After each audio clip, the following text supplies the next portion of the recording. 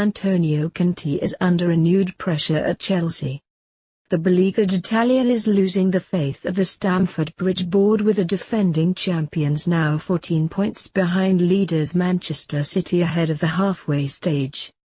Despite a glamour tie against Barcelona in the knockout stages of the Champions League to look forward to in February after Monday's draw, there is concern that boss Conte is no longer getting the best out of his restructured squad.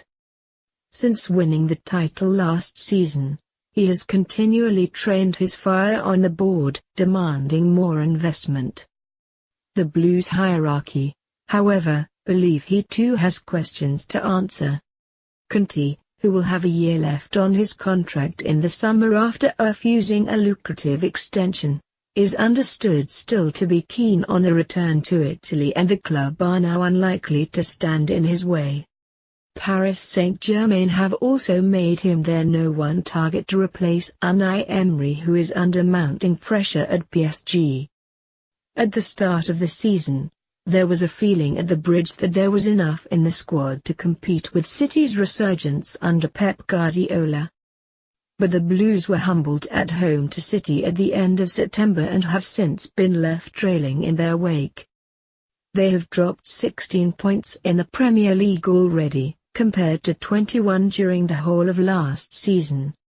Defeats to Burnley, Palace and most recently West Ham have left Conte's men facing a scrap to finish in the top 4. While they are into the knockout phase of the Champions League, Chelsea stumbled through the group stages at times.